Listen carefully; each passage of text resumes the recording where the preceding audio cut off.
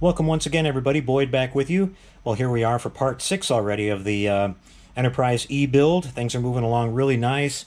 I got the nacelles and the saucer and the dorsal cap put on since the last time you saw this. That all worked out really well. The nacelles went on without a problem. We did all that wiring prep there that we showed you in the last video. We were able to pull those wires up through there, set them down on, and terminate the wires really short, solder them, and kind of tuck them out of the way inside there so they're not going to interfere and make any shadows or anything inside the grills. I painted those grills on the backside with some white, like I mentioned, with my airbrush to get the light diffusion so we don't have any hot spots from the LEDs. We'll show you some lighting on this here towards the end of the video. I posted a couple updates on my Facebook page just real quick there to show, I was looking at the model in low light looking for light leaks and things like that. Still got a couple small light leaks to fix on it here and there. That's to be expected with the amount of lighting we packed into this small little model. But what I'm working on right now is I'm finishing up all the Aztecs. I just want to say again, this was an experimental set. A lot of you guys have been asking about these already.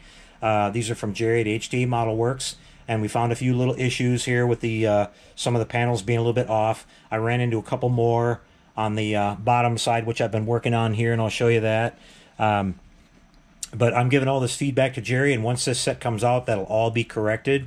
Everything will be perfect when you guys get these. And then not to worry about my model here, Jerry's going to send me another set, and I'll be able to splice into the the new set and just add little patches here and there and blend that all in, and you'll never even be able to tell. We just had a couple like this area right here was short. But overall, the decals fit beautifully. And I just want to say that the film Jerry's using is fantastic. It sucks right down on here. You have a hard time telling these are not painted on. They lay down on there beautifully, even over these complex, curves and shapes. I use a little bit of my Walther Solva set whenever I get to a little spot like where you have these little recessed areas right here, and little curves and things like that, but they work out absolutely fantastic. I haven't sealed the ones on the bottom yet, so they're still kind of a little bit shiny, but once we get all this done here, we'll get those sealed and that'll all look really nice. I'll spin it around here and show you that we're working on this little, I saved two little panels right here because I wanted to show you guys that when you got these little recessed areas right here that are fairly deep, you don't want to try to put the film over the top of that. As you guys know, aftermarket decals are not die cut, so you have to cut these all out yourselves and make sure you get real close to the edges. Well, I took the hobby knife and cut out those little areas right there. You can see where it's going to lay over the top of a window like that, and we didn't want to have the film try to suck all the way down in there. So I cut that all out, and these are ready to go. And then we'll finish up by doing a little bit of these lifeboats, which there are lots of these all over the ship that you can see. I've already done the ones on the other side. I'm not going to take you through the whole thing here. It would take too long, but we'll put these on, and then I'll finish up doing these off camera. We're going to come back and show you the model kind of sitting up on its stand and all in one piece. This won't be the final video. I want to mention that really quick, too. We're getting a custom-made base done for this by Jerry at HD Model Works as well. He's working on something for me for this. I should be getting it pretty soon. It's kind of a surprise to even me, so I'm really anxious to see it. Jerry always does great work, so there'll be another kind of a finale video after this one to show you that. But let's get this thing all finished up. I'll move the camera up on the top mount here and looking down on the bench, and we'll get these decals done. And then we'll do a little bit of light testing on this. Be right back with that. Okay, so we're all set to put down these last couple of decals here. I got these pre-soaked in a little bit of water here to get them going, so you guys wouldn't have to wait. And let's go ahead and put these down, and then we'll have all of our markings here done. On these decals, you want to lay them down. Like I said, they're long and very thin, so you want to lay them down on your model surface before you try to lift them off. That way you don't get any curled edges or anything like that. I've gotten to be an old pro at this after doing all these Aztecs on this, so I can lay them down on here like a machine after a couple hours worth of practice. But these are really working out great. Again, I'm really happy with the colors that Jerry chose on this. I think they really pop beautiful on this model. We're talking about, talking to him the other day. He may be offering two different versions of this. Maybe a lighter shade of, markings that are kind of more in line with the first contact version. Again, this is kind of a hybrid of the the different versions of the ship that we saw throughout the movies that it was in. But I really like the colors that we went with. So you can see these just lay down on here, just lickety split, just, you know, kind of they line right up. These, I would say 95% of the decals fit perfectly. We only had a couple that were off. You can see right here we've got these two panels here that are a little bit short. Those will be corrected. I'm giving all this information back to Jerry, sending him pictures and everything, so you should be good to go when you get your set. And it'll be easy for me to fix this. You know, I can just cut out another section and put that right in there. So we laid those down, and we'll just take a little bit of our Walthers. There are some kind of ribs here that this is going over the top of that we want to make sure that those lay down on there really good. And this will sit for about 15 or 20 minutes, and then I will start cutting out these little lifeboats. I've got those. I've got, let's see what we've got left, because you're partially using some of the kit supply decals. We've got this Enterprise NCC 1701E that needs to go on the bottom. I got to look and see exactly where that goes. And then we've got a bunch of these little, I believe these are, yeah, these are the markings for the edges of the phaser banks. They're just kind of little U shapes in red. You can see I notched all those out so they'll fit nice and tight up against the edge of the phaser detail here. So I'm going to be putting those down on here off camera. We'll come back and show you how everything looks when that's all finished up. I don't think I missed anything on this set. Nope, we're good to go. So we'll come back here in just a few minutes, you guys. If you have any questions at all about the decals or any suggestions you might have about that before the set's actually produced, drop a line down in the comments, and I'll pass it on to Jerry for you. But I'm really happy with these. Like I said, this is coming out really, really nice. And where this really shines is where you look at it with the lights on and a little bit of low light. It just, you know, really gives you a really nice illusion of being a lot bigger than it actually is. You can see my hand here. This is actually a pretty small model, but we got a lot of detail into this little small guy here. So, okay, you guys, I'll work on these decals a little bit, come back in a couple of seconds, and we'll show you the results. Be right back. All right, everybody, I'm back with you once more to show you the model pretty much all finished up now. It took me about a good hour or so to get everything all tidied up there. We got the rest of the Aztecs and all the markings done on the bottom of the saucer, and I sealed all that up with some Duplicolor matte clear finish. Let that dry a good hour or so, and we're all set. This is how she turned out. Again, this is the AMT 1400 kit, and it's kind of a small model, but we packed a lot of detail into it. The Aztec decals worked out really good. You can see they've all laid down beautifully. We don't have any bubbles or wrinkles or anything like that. Everything looks really good there. And then all the extra detail, we did some photo etch work. We got the, you know, the grills over top of the chiller grills, and back here at the observation deck and at the deflector dish and a few other spots. And here's our strobes blinking. They look really nice. Really happy with how they turned out. Thanks again, Kenny at HLI, for sending us this board. This is their basic 001 generic strobe and navigation light board, but it worked out great for the Enterprise E here. It's really close to how it looked in the movies, as far as I could tell, as far as how fast everything blinks. So that worked out perfect and very inexpensive and very easy to use. So I was really happy with that. We'll check out the bottom now and look at the markings now that they're all in place.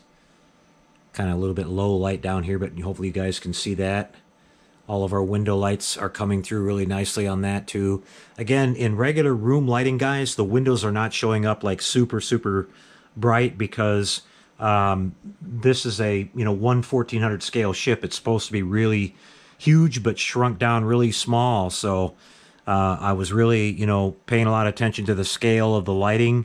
And this window scraping method works really good because you keep everything, the original size it was intended. And it just works out really good. In some low light here in a second, when I dim the lights down and we show it to you, you'll see it'll really pop. But this is basically how it looks in ambient room lighting, which is just about right for something this size. There you can see the deflector dish. Hopefully you can see that little photo etch that made that look really nice. Now, I was thinking that I was going to have to run this model at 12 volts. But you can see I'm running it at 9, which is nice because I really don't like to run at 12. That's kind of at the upper limit of what the LEDs are set up for. they'll be fine, but you know, they get a little hotter, and we've packed a lot of light into this really small area.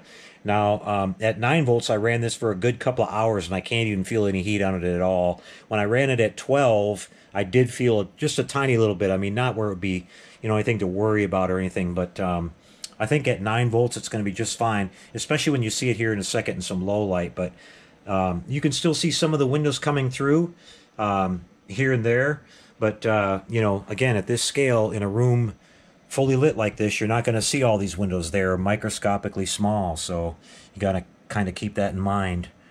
You know, we all learn, as I have gone along building these models over the years, I've dimmed my lighting down quite a bit. I go back and look at some of my old original models, and I had the lights like super bright because it was just, you know, all about, hey, wow, I'm getting, you know, I'm lighting my models when I was learning it and everything. But you realize that over time you kind of learn, your eye gets adjusted to it more, and you know, start thinking about the subject matter and everything. And if it's something really huge, you really shouldn't be able to see a lot of light unless you start getting pretty close to it, you know. So, but again, it looks dramatically more distinctive and, you know, defined when you turn the lights down, which is just exactly what you'd expect. So with that said, guys, let's come back here in just a second, turn these lights down and get a good look at it there, and we'll check out some more of the detail on it. Be right back with that. Okay, everybody, one more time for a look at the model in some low lighting real quick.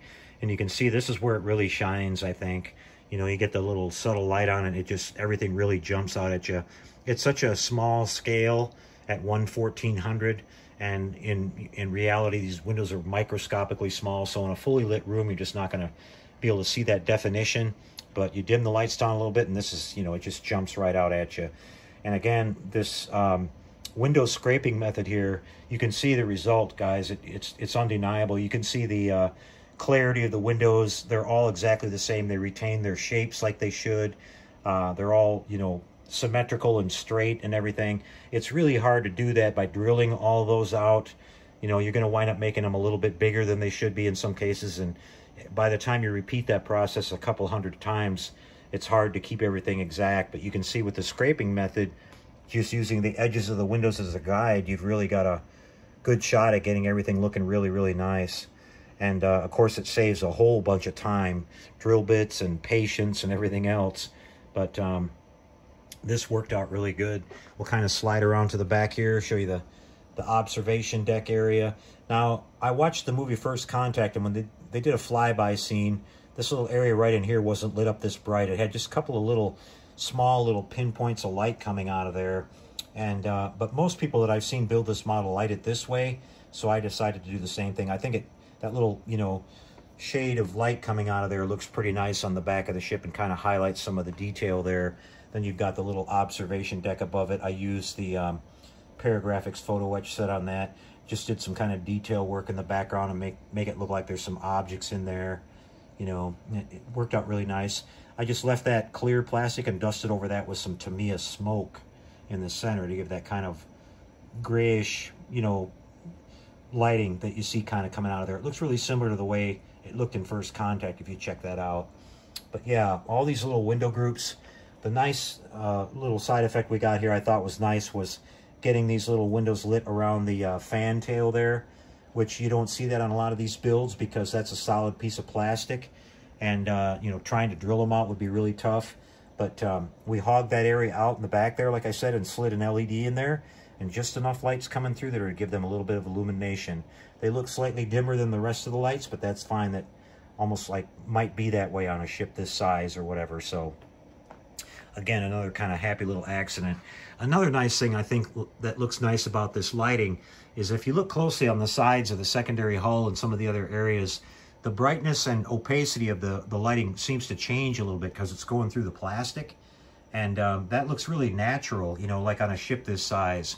And, you know, you'd think that some rooms would be lit brighter than others, and there'd be different colors in different rooms, things like that. By turning around the other side, you can notice it as well. And it just, again, was kind of one of those happy accidents of lighting it through the plastic like this. I guess it has to do with the thickness of the plastic and, you know, whatever, but it worked out really good. You can see our nice Bassard effects with our simple little LEDs in there, just doing the movement effect. versus using a board. That worked out pretty good. Here's some more lighting on the bottom of the saucer. Not sure if you guys can really see those markings very well in the lighting we've got here, but that worked out really nice. And there's our navigation lights. Again, thanks to Kenny at HLI for providing us with that board. It worked out great. The timing of that, it's their basic navigation board, but it's pretty close to the Enterprise E as it is, so that worked out great. And I guess that's going to be a wrap, you guys. I really enjoyed building this model, and I'm really happy with the results, with the time that we put into it and everything. I'll go back and clean up a little bit of those Aztec panels when we get our new set of decals from Jerry, the final version. And we'll be back one more time with a look at this model on the display base that's coming for it.